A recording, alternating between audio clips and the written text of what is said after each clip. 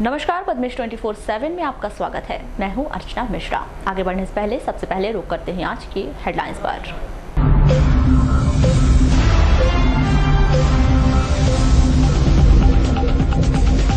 गोंगलई में लगी आग, 7 मकान जलकर राख।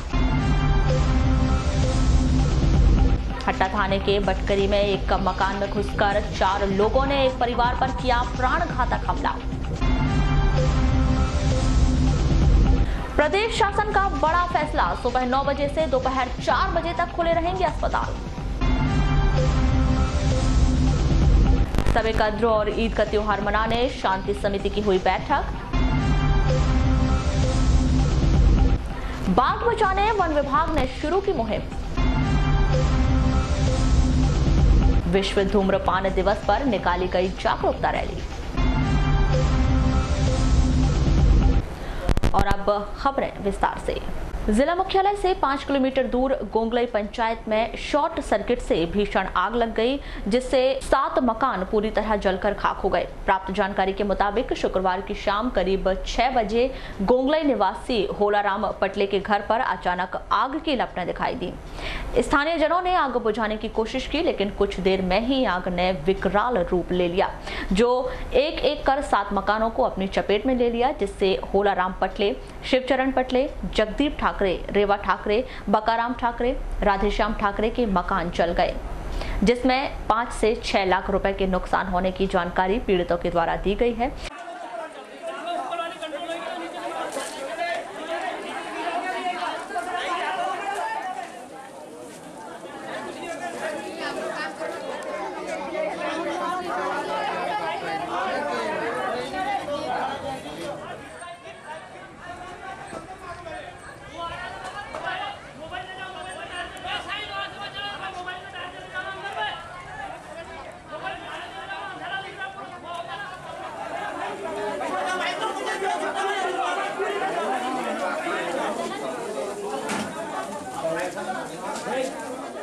वहीं स्थानीय जनों ने फायर ब्रिगेड के देरी से पहुंचने पर आक्रोश देखा गया।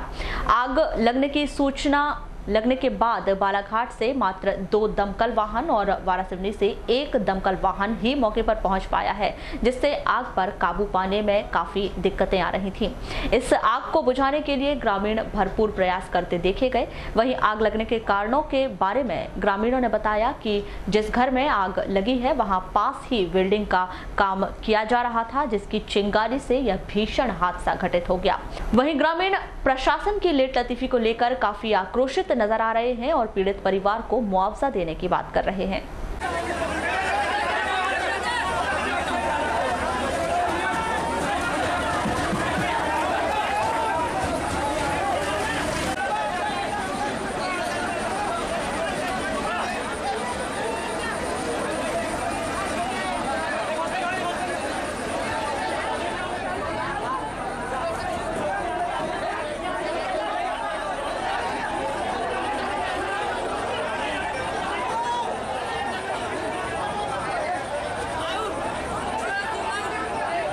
आज शाम 6:30 बजे शायद शॉर्ट सर्किट लाइट से हो सकता है, तो चिंगारी हुई बोले और अंगार लगी है। और अंगार इतनी भयानक हो गई कि 3-4 घर में बिल्कुल पैरा हुआ और मकान का जो सामान रखा था, जहाँ गैस सिलेंडर भी था, उसको तो जैसे तैसे करके निकाले गया है, नहीं तो बोला हादसा हो जाता। 6 बजे 6:30 बजे अंगार लगने के बाद 1 घंटा तक फ़ोन लगाते गए नगर पालिका फायर ब्रिगेड को। वहाँ कोई फ़ोन न उठाए न फ़ोन न लगे। बड़ा मुश्किल से 1 घंटे के बाद एक गाड़ी आई, उसके आधे घंटे बाद एक गाड़ी आई। तो मैं शासन से मांग करता हूँ कि ऐसे जो घटना होती है उस तत्काल अपना वो इमरजेंसी फायर ब्रिगेड तैयार रहना चाहिए। जैसे सैनिक बॉर्डर पर तैयार रहते हैं, उसी फायर ब्रिगेड तैयार रहना चाहिए। मैं शासन से मांग करता हूँ कि इनका जो नुकसान हुआ है वो पटवारी साहब से जाँच करके उसका पंचनामा बना करके इनको जो भी नुकसान हो। मध्य प्रदेश की कमलनाथ सरकार ने एक बड़ा फैसला लेते हुए अस्पताल खुलने और बंद होने के समय में बड़ा परिवर्तन किया है। प्रदेश की बदहाल स्वास्थ्य व्यवस्था को पटरी पर लाने के लिए प्रदेश की कमलनाथ सरकार बीते दिनों नए कदम उठा रही है। इसी कड़ी में अब अस्पताल खुलने के समय और बंद होने के समय में परिवर्तन कर दिया गया है। नए नियम के अनुसार सुबह 9 बजे से दोपहर 4 बजे तक अस्पताल खुले रहेंगे। ऐसा करने के पीछे मरीजों को और अधिक बेहतर सुविधाएं मिलने की बात कही जा रही है।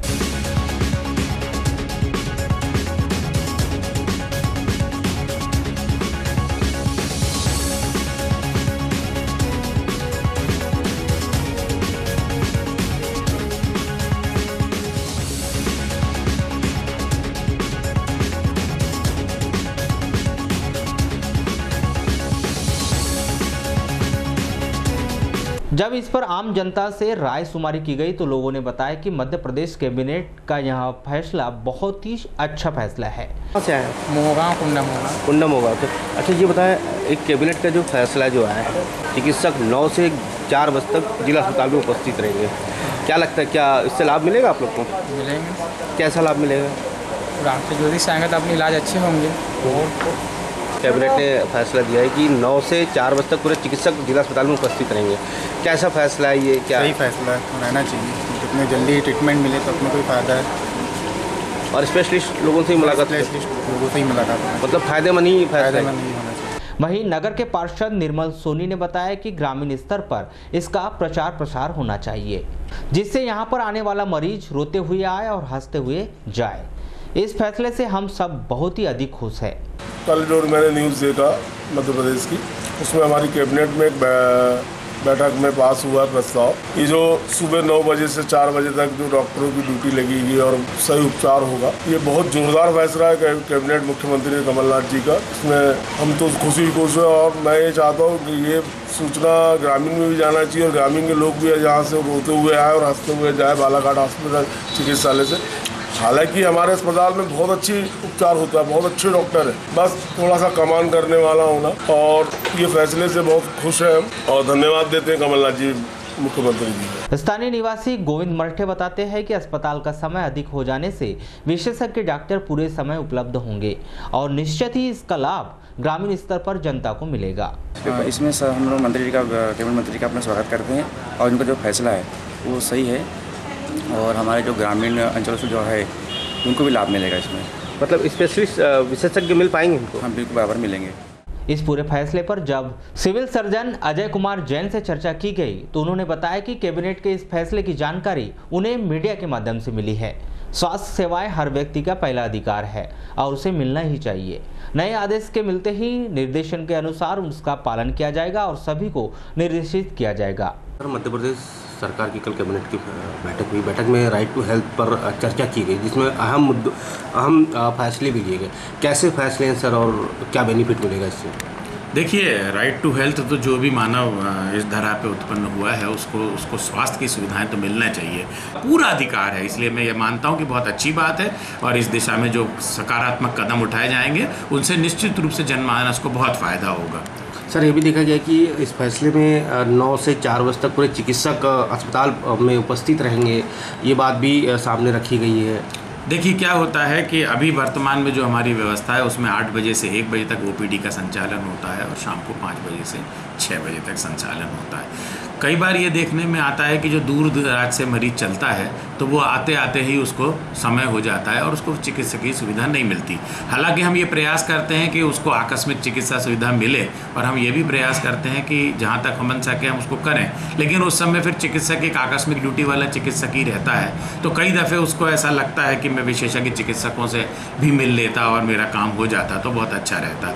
तो इसको देखते हुए ये निर्देश आया है कि 9 बजे से 4 बजे तक चिकित्सक अस्पताल में रहकर ओपीडी की सेवाएं दें। अभी ये हमने भी अखबार में पढ़ा है और न्यूज़ में सुना है।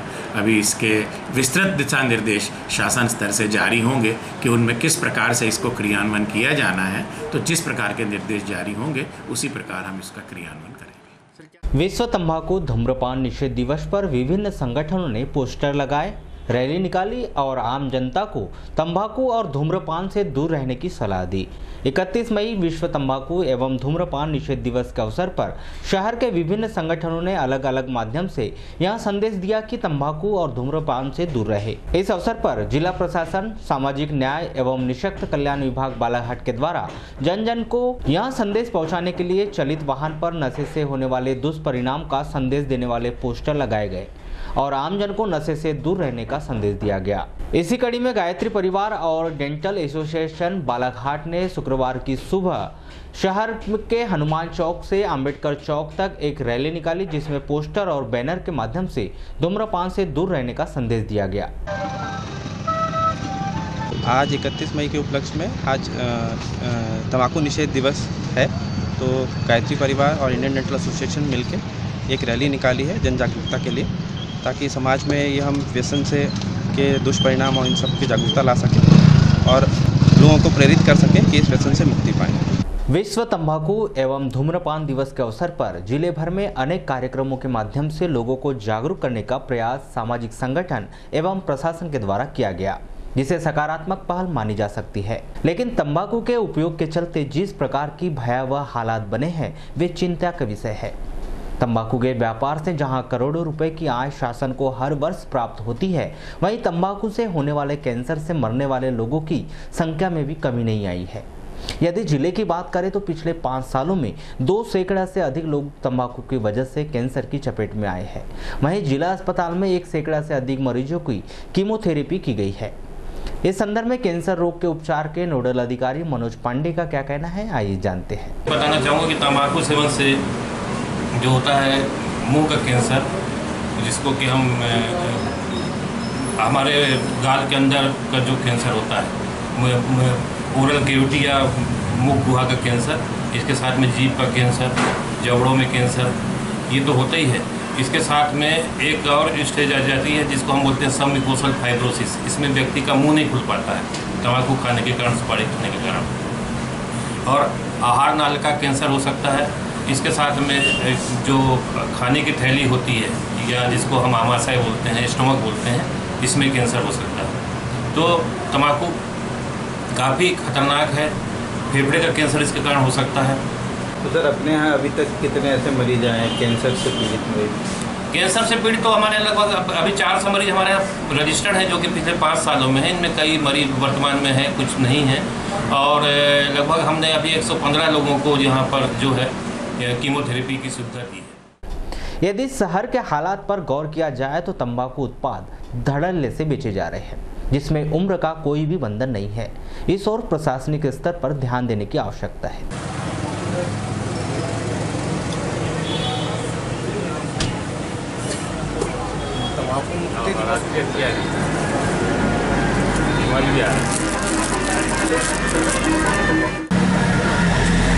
स्वास्थ्य सुविधाओं को बेहतर बनाने के लिए राज्य सरकार के द्वारा कारगर कदम उठाए जा रहे हैं। राष्ट्रीय स्वास्थ्य मिशन के तहत प्रदेश सरकार ने कम्युनिटी हेल्थ ऑफिसर के करीब 1000 पदों की भर्ती प्रक्रिया आरंभ की है।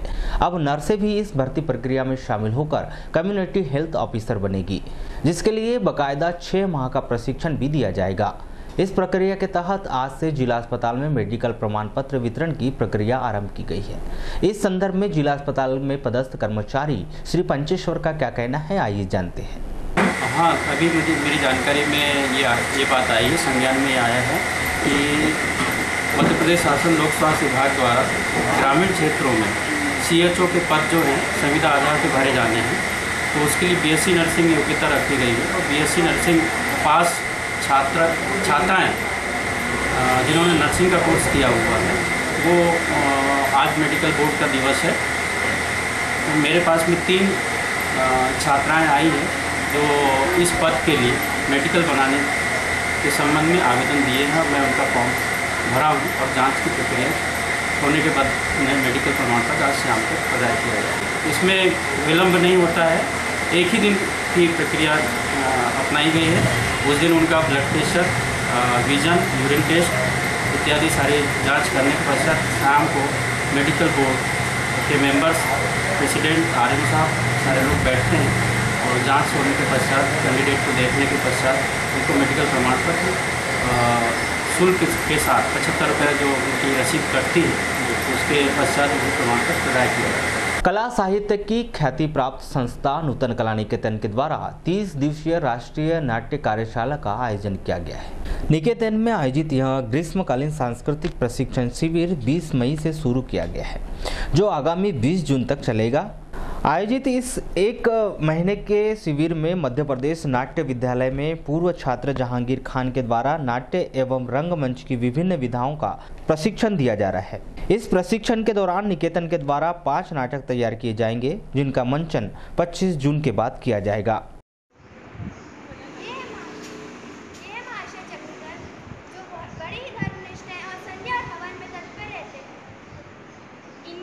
इनकी शिक्षा इलाहाबाद में हुई। इन्होंने MA किया दर्शन की क्लास में। उनके अंदर विद्युत प्रवाह होता है और उनकी खराब उष्णता बाहर निकल जाती है। इन्हें अंग्रेजी कपड़े बिल्कुल पसंद नहीं और ये अंग्रेजी बोलने लिखने में कमजोर है। इन्हीं कारणों से वह महाविद्यालय में विनोद का पात्र बन जाते हैं। एंग्लो इंडियन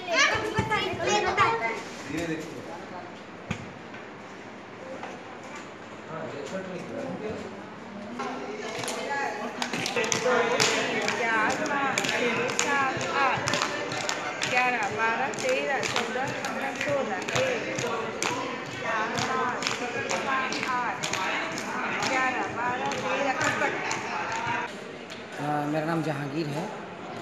ये नूतन कला निकेतन के ओर से ये शिविर लगाया गया है और मैं मध्य प्रदेश नाट्य विद्यालय से का पूर्व छात्र हूँ और यहाँ इस पूरे वर्कशॉप में 3 नाटक तैयार करने की योजना है इन बच्चों के साथ। ये स्थानीय बच्चे हैं, कुछ बाहर के आसपास के शहरों से आए हुए बच्चे हैं। इनके साथ 3 नाटक तैयार करने हैं और 25 तारीख को ये वर्कशॉप ख़त्म होगा। उसके बाद एक नाट्य उत्सव की योजना है और उसमें इन तीनों नाटकों का और 2 पहले से जो नाटक तैयार हैं उनका ये मंचन करने की हमारी ये योजना है। कौन कौन से नाटक तैयार कर रहे हैं? अभी हम प्रेमचंद की कहानियों के ऊपर काम कर रहे हैं। 2 प्रेमचंद की कहानी और एक यहाँ की स्थानीय जो लोक कथाएँ हैं, मैथोलॉजी है, जो उसके ऊपर एक कहानी तैयार कर रहे हैं। ये उसका चल रहा है रिसर्च। बालाघाट में नूतन कला निकेतन ने बहुत ही प्रयास किया है और जहाँ तक कि आपको ज्ञात होगा कि नूतन कला निकेतन का रंगमंच का बहुत ही पुराना और विशाल इतिहास रहा है। उसी इतिहास को दोहरा रहा है नूतन कला निकेतन। और इस तरह के वर्कशॉप से यहाँ के बच्चों को मतलब एक बहुत ही बड़ा प्लेटफॉर्म मिलेगा। आजकल मीडिया में वेब सीरीज़ और टीवी सीरियल्स और फिल्मों का जो दौर चल रहा है और उसमें रंगमंच बहुत ही योगदान दे रहा है और रंगमंच के बैकग्राउंड वाले बच्चे उसमें अच्छा कर रहे हैं। तो उस हिसाब से इस तरह के आयोजन से शहर के बच्चों को, आसपास के जो क्षेत्र के बच्चे हैं उनके लिए उस विधा में जाने के लिए एक रास्ता तय साफ हो। 31 मई को प्रदेश शासन ने बड़ी घोषणा करते हुए आगामी 2 वर्षों के भीतर 2200 नए भवन निर्माण पर मोहर लगा दी। लोक निर्माण विभाग की परियोजना क्रियान्वयन इकाई PIU 2019-20 एवं 2020-21 वित्त वर्ष में प्रदेश में 1100 नए भवनों का निर्माण कार्य पूर्ण करेगा। इसकी कार्य योजना तैयार कर ली गई है। लोक निर्माण मंत्री सज्जन सिंह वर्मा ने भवन निर्माण में गुणवत्ता पर विशेष ध्यान देने के निर्देश दिए हैं।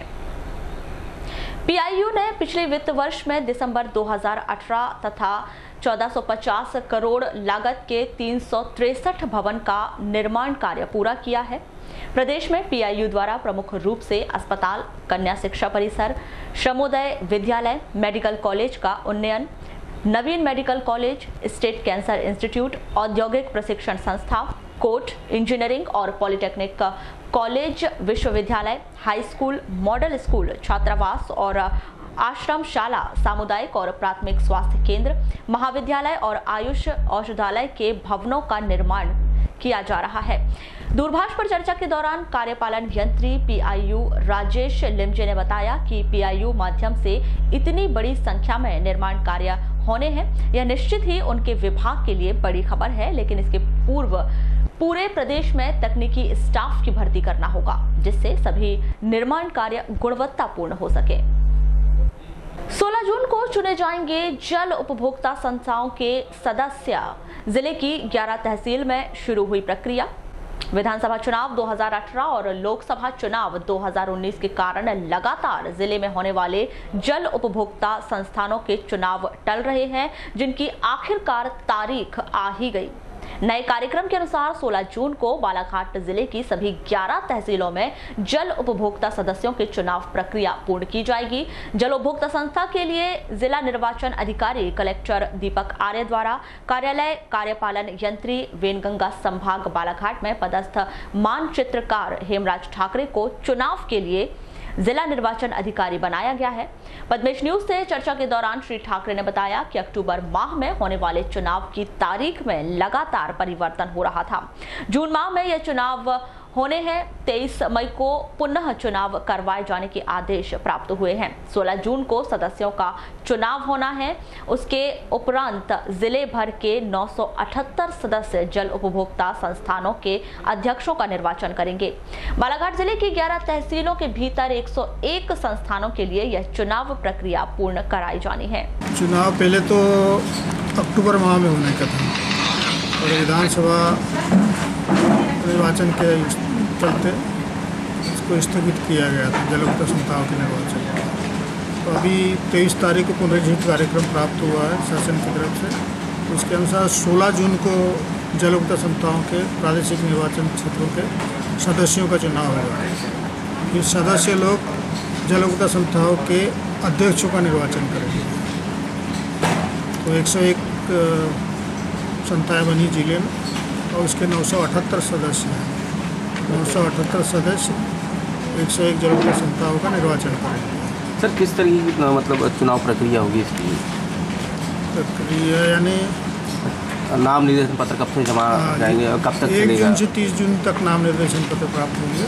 4 जून को उनकी स्टार्टिंग होगी, 5-6 को नाम वापसी करेगा और फिर उसके बाद में जितने प्रत्याशी रहेंगे चुनाव लड़ने के लिए। दमोह के वर्तमान सांसद और बालाघाट के पूर्व सांसद प्रहलाद सिंह पटेल को मोदी सरकार में केंद्रीय पर्यटन संस्कृति मंत्री बनाए जाने पर जिले वासियों में हर्ष व्याप्त है और उनसे काफी उम्मीदें लगाई जा रही हैं। जिले के भीतर पर्यटन की असीम संभावनाएं हैं। बाघ से जोड़कर बालाघाट में पर्यटन का विकास किया जाए तो बालाघाट एक नई पहचान बनाएगा और निश्चित ही पर्यटन राज्य मंत्री के तौर पर प्रहलाद सिंह पटेल इस ओर ध्यान देंगे। पूरे विश्व का सबसे प्रसिद्ध वन्य प्राणी बाघ अगर कहीं इतनी बहुतायत में दिखता है तो वह जिला है बालाघाट और कान्हा राष्ट्रीय उद्यान। लेकिन बड़ी बात यह है कि पार्क के भीतर सीमित लोगों को ही प्रवेश मिलता है। इसके बाद भी बालाघाट जिले के लोगों और अन्य क्षेत्रों में रोजाना बाघ के दर्शन हो रहे हैं। इन क्षेत्रों का विकास भी पर्यटन स्थल के तौर पर किया जाए तो निश्चित ही बालाघाट को नई पहचान मिलेगी।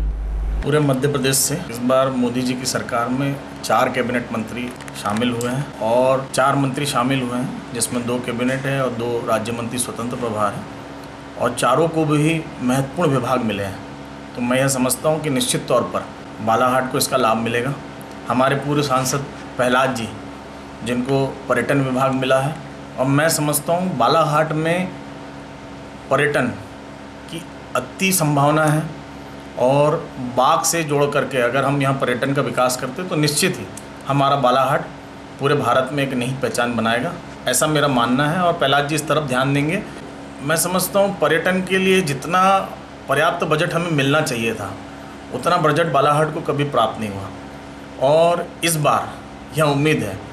अभी ब्रॉडगेज बालाघाट आ गई है, हमारे पास बिरवा हवाई पट्टी है, तो ऐसे मूलभूत सेवाओं का संरचनाओं का जब विकास होगा तो निश्चित तौर पर देश और विदेश से आने वाला पर्यटक बालाघाट की ओर आकर्षित होगा। और ये बात बिल्कुल सही है कि हमने पर्यटक क्षेत्र का विकास अभी तक नहीं कर पाए हैं, इसको और तेज़ी से करना चाहिए और राष्ट्रीय मानचित्र पर बालाघाट को लाना चाहिए, ये मेरी भी इच्छा है। तो बजट की कमी है अपने यहाँ पे, कहीं ना कहीं हम बजट से अछूते रहते हैं। निश्चित तौर पर जब तक किसी क्षेत्र को विकसित करने के लिए पर्याप्त बजट नहीं मिलेगा, मैं नहीं समझता कि उस क्षेत्र का सर्वांगीण विकास किया जा सकता है। मैं पूरी उम्मीद रखता हूं कि प्रहलाद जी के नेतृत्व में पर्यटन एवं संस्कृति को बालाघाट और सिवनी दोनों जिले की पर्यटन एवं संस्कृति को काफ़ी बढ़ावा मिलेगा, क्योंकि वो सिवनी के भी सांसद रह चुके हैं और बालाघाट जिले के भी सांसद रह चुके हैं। क्या क्या है अपने यहाँ पे पर्यटन में अगर बात की जाए तो? पर्यटन की बात की जाए तो यहाँ जैसे कि गांगुल पारा है, काना लगा हुआ है हमारे यहाँ से, और भी बहुत सारी हट्टा की बाहुली है, लांजीम की किला है। तो जैसा कि प्रहलाद जी इन सारी चीज़ों से भली वाकिफ़ है, तो मुझे पूरी उम्मीद है कि यहाँ के पर्यटन को, शासन संस्कृति को, क्योंकि 5 साल यहाँ के सांसद रहे हैं और अपने सांसद के कार्यकाल में, पिछले कार्यकाल में जब वो यहाँ बालाघाट के सांसद थे तो पिछले लगभग 1 वर्ष वो कोयला मंत्री भी रहे हैं। तो मैं उम्मीद करता हूँ कि प्रहलाद जी का ये कार्यकाल बालाघाट ज़िले और सिवनी ज़िले दोनों के लिए काफ़ी शानदार होने वाला है कि उन्हें इस प्रकार का जो विभाग मिला है उससे हमारे जो आदिवासी समाज है उसकी जो संस्कृति है उसके संरक्षण के लिए अगर हमारे समाज के प्रति अगर जो योगदान होगा हम उसके लिए सदैव उनके आभारी रहेंगे। और हम तो उनसे सदैव ये अपेक्षा रखते हैं कि समाज की उन्नति, प्रगति और इसकी संस्कृति और इसकी सुरक्षा के लिए वो अपने सराहनीय कार्य को करते रहें और आगे बढ़ाएं, जिससे उनका नाम भी हमारे समाज के साथ में अग्रणी पंक्ति में लिखा जाए। सर, ये भी देखा गया कि पर्यटन स्थल भी अपने आप पर काफ़ी है। हाँ, बालाघाट जिले में देखा जाए और बालाघाट जिले के साथ साथ और जहाँ भी बाहुल्य क्षेत्र है, आदिवासी बाहुल्य क्षेत्र, वहाँ पर्यटन के बहुत सारे स्थल हैं, परंतु आज तक की जो सरकारें थी उन लोगों ने इस प्रकार का कोई कार्य नहीं किया। और हम तो अब अपेक्षा रखते हैं कि भाई पूर्व में भी प्रहलाद सिंह जी पटेल बालाघाट जिले के सांसद रहे हैं और यहाँ के बारे में इसकी यहाँ की संस्कृति, यहाँ के पर्यटन क्षेत्र से भी काफ़ी वो वाकिफ़ है, तो हम चाहेंगे कि वो इस क्षेत्र के विकास के लिए कुछ कार्य करें। यही अपेक्षा हम उनसे रखते हैं। मुस्लिम धर्मावलंबियों द्वारा पवित्र रमजान माह में 1 जून को शब-ए-कद्र और 5 जून को मनाई जाने वाली ईद के त्योहार से पूर्व पुलिस प्रशासन द्वारा शांति समिति की बैठक आयोजित की गई। पुलिस कंट्रोल रूम में आयोजित शांति समिति की बैठक में सर्व धर्म के सदस्य व पदाधिकारी के साथ साथ अतिरिक्त पुलिस अधीक्षक आकाश भूरिया, बालाघाट तहसीलदार रामबाबू देवांगन उपस्थित रहे। मुस्लिम धर्मावलंबियों द्वारा मनाए जाने वाले त्योहार के विषय में जानकारी दी गई। सभी ने उक्त त्योहार को बड़े ही सौहार्दपूर्ण माहौल में मनाए जाने की बात कही।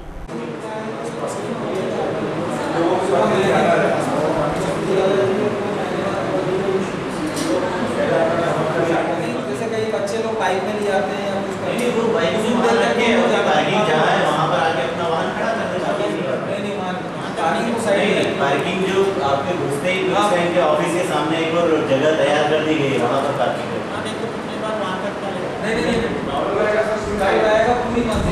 थोड़ा सा क्या है कल जो है वो सप्ताह खत्म होता है।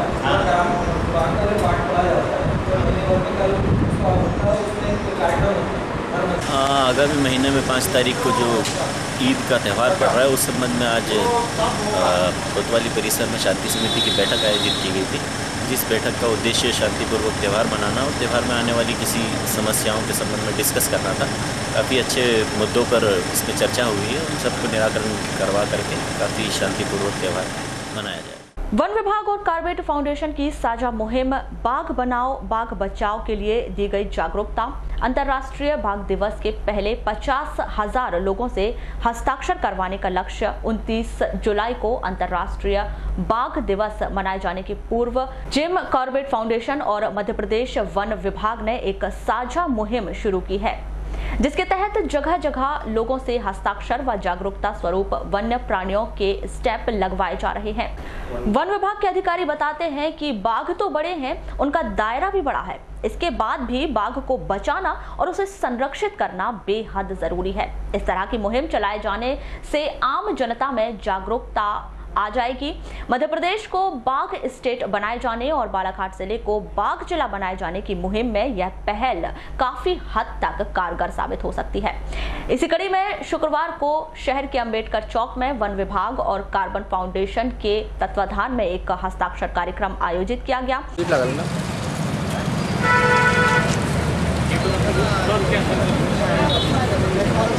Yes, with whatever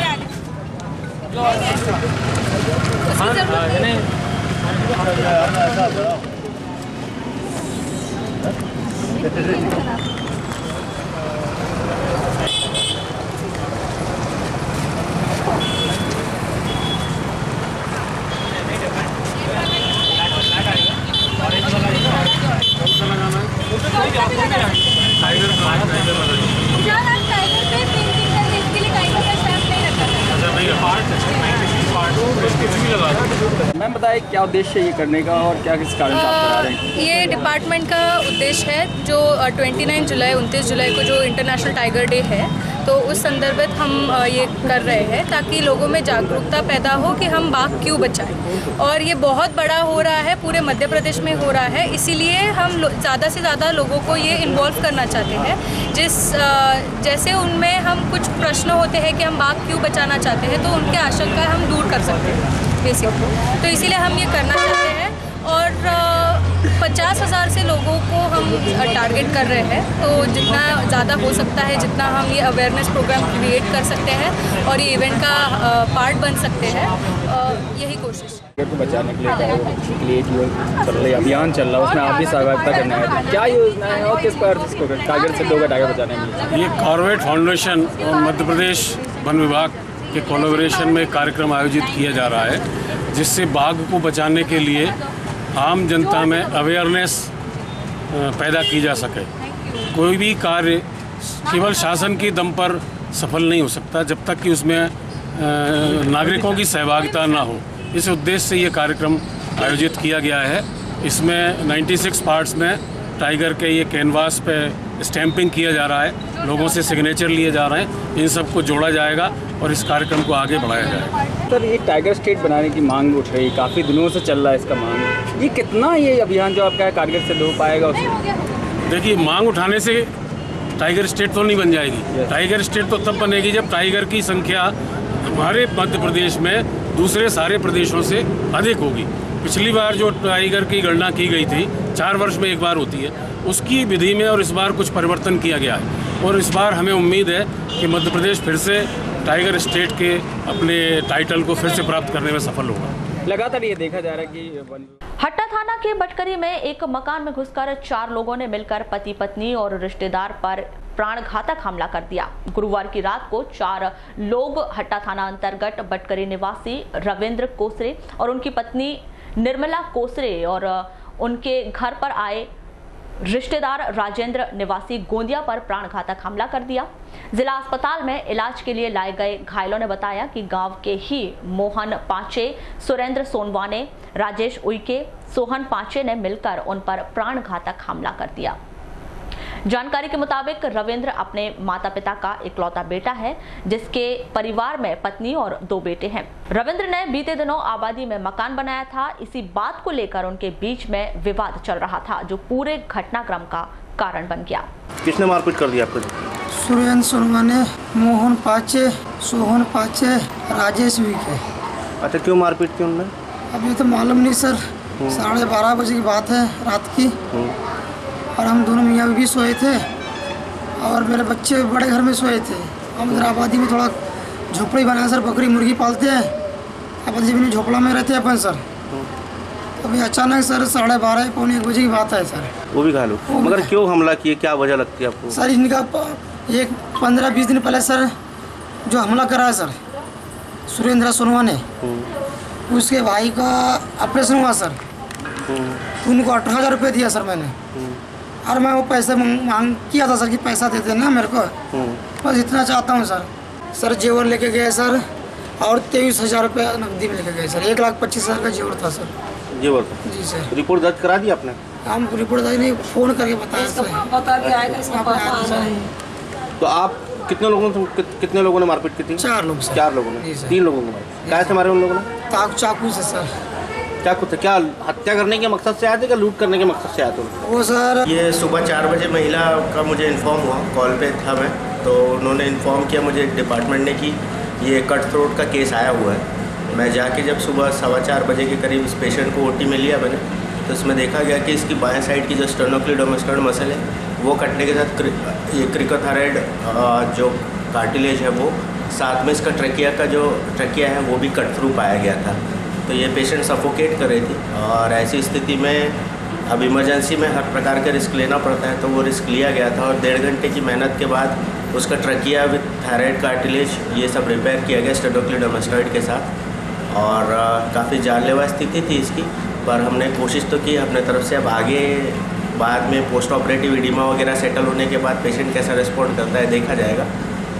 पर 1.5 घंटे की मेहनत, सिस्टर जैस्मिन की मदद और स्टाफ की मदद, हमारे जो ड्रेसर है ओपी, इनकी मदद से हमने उसको बचाने में सफलता हासिल की। भारतीय स्टेट बैंक में अपनी सेवाएं दे रहे विजय बनकर ब्रांच एडमिन का आज रिटायरमेंट हुआ। बनकर की ज्वाइनिंग 1983 में कोचवानी में हुई थी। वे 3 मार्च 2011 से भारतीय स्टेट बैंक में अपनी सेवाएं दे रहे थे। आज समस्त स्टाफ ने उन्हें विदाई देकर उनके उज्जवल भविष्य और बेहतर स्वास्थ्य की मंगल कामनाएं की। हम भी उन सौभाग्यशाली लोगों में से हैं जिनको काफ़ी कुछ आपके माध्यम से सीखने के लिए मिला। कई बार मैं देखा कि अभी भी जैसे कुछ लोग बोल रहे थे, बालाघाट ब्रांच के कुछ नए स्टाफ को शिकायत रहती है कि बाहर स्टेट बैंक निश्चित ही उन्हें पूर्ण रूप से उन्हें वापस सौंपने जा रहा है। इस अवसर पर भी मैं आप सबको पुनः एक बार बधाई देता हूँ और आपके उज्जवल भविष्य की उत्तम। मध्य प्रदेश शासन के द्वारा प्रदेश के किसानों के हित में एक बड़ा कदम उठाया गया है। इसमें राज्य शासन के द्वारा किसानों के हित में उठाए गए कदम से अब कृषि उपज मंडियों में किसानों द्वारा अपनी उपज विक्रय करने पर उसी दिन अधिकतम 2 लाख रुपए का नगद भुगतान किया जाएगा और इससे अधिक राशि होने पर शेष राशि बैंक ट्रांसफर से भुगतान करने के निर्देश मंडी प्रशासन को दिए गए हैं। नगर में स्थित कृषि उपज मंडी में किसानों के द्वारा उपज बेचने पर उन्हें नकद भुगतान किया जा रहा है। किसान अपनी उपज बेचने के बाद शाम तक भुगतान प्राप्त कर रहा है। क्या धान लेके आया? हाँ जी, धान ले। कौन सी वैरायटी की धान लेके आया? पायरस सोना लाया था। क्या रेट बिका? वो 1900 में 15 रुपये का। 1900 रुपये कुंटल। या रेट ठीक है उसका? हाँ रेट। और अधिक मिलना था? नहीं, श्री राम 2500 तक के है और ये पायरस के हिसाब से सही रेट है। सही रेट है। ये बताइए, जो इसका जो भुगतान होता है, पेमेंट आपको नगद हो जाता है, चेक से होता है? नगद होता है। कभी चेक से हुआ है कि कभी बेचे? अभी तो नहीं हुआ, पहले नोटबंदी में हुआ था। अभी चेक से केस हो रहा है। तो एक ही दिन में जाता है? हाँ, एक ही दिन। तो यहाँ बताइए, कहीं पे जैसे मान लो कि कहीं धान चोरी हो रहा है या कहीं रिजेक्ट हो रहा है या सबने कोई समस्या रखना है, तो कहीं नंबर वंबर लिखा हुआ है यहाँ पे मंडी अध्यक्ष की, सचिव का या किसी का? वहाँ है सर, ऑफिस है। बाकी आसपास के परिसर में नहीं है? तो नहीं लिखा है आसपास, कहीं नहीं है। कोई परेशानी होता पर फोन करता है, ऐसा कोई नहीं है? ये बताइए, यहाँ पीने के पानी की, शौचालय की व्यवस्था है? धान लेके आए? धान लेके आए। कौन सी वैरायटी के धान लेके आए? जय श्री राम। क्या रेट बिका? 2450। क्या संतुष्ट है इसके रेट से आप? बढ़िया रेट। बढ़िया रेट है। नहीं, लोग कहते हैं कि बारीक धान वैरायटी के तो उसका दाम अच्छा मिल। सही है, सही है। ये बताइए, यहाँ से पेमेंट के धान लाते हैं, उसका पेमेंट नगद होता है या चेक से होता है? नगद होता है शाम। कितने तक पेमेंट हो जाता है? पूरा 1 लाख 2 लाख जो भी है, 2 लाख तक का नगद पेमेंट हो जाता है। यानी किसी को परेशान नहीं होना पड़ा? परेशानी नहीं। सर, मध्य प्रदेश शासन के द्वारा एक नया निर्देश जारी किया गया है कि कृषि उपज मंडी में किसानों को 2 लाख रुपये तक का नगद पेमेंट करना है और एक ही दिन में करना है। यहाँ ऐसा हो रहा है? नहीं सर, हमारा ऐसा नहीं हो रहा है। यहाँ नगद ही हो रहा है। हाँ, नगद ही पेमेंट करना है। तो चेक से भुगतान तो नहीं? चेक से नहीं हो रहा। एक ही दिन में भुगतान हो जाता है किसानों को या फिर 2-4 दिन लगते हैं? एक ही दिन में हो जाता है। जानकारी तो व्यापारी खरीदी करते हैं, जैसे किसानों तो खरीदी कर लिए, कोई 10,000 केस पेमेंट करते हैं, बाकी वो चेक से करते हैं, 2-4 दिन तो घुमाते हैं। इसके मामले आएंगे? बुलेटिन के अंत में एक बार फिर नजर डालते हैं आज की हेडलाइंस पर।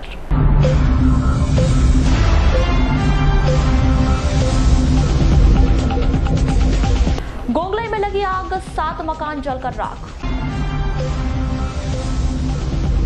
हट्टा थाने के बटकरी में एक मकान में घुसकर 4 लोगों ने एक परिवार पर किया प्राणघातक हमला। प्रदेश शासन का बड़ा फैसला, सुबह 9 बजे से दोपहर 4 बजे तक खुले रहेंगे अस्पताल। शब-ए कद्र और ईद का त्योहार मनाने शांति समिति की हुई बैठक। बाघ बचाने वन विभाग ने शुरू की मुहिम। विश्व धूम्रपान दिवस पर निकाली गई जागरूकता रैली। तो ये थे अब तक की खास खबरें। अगले न्यूज बुलेटिन के साथ फिर मुलाकात होगी, तब तक के लिए नमस्कार।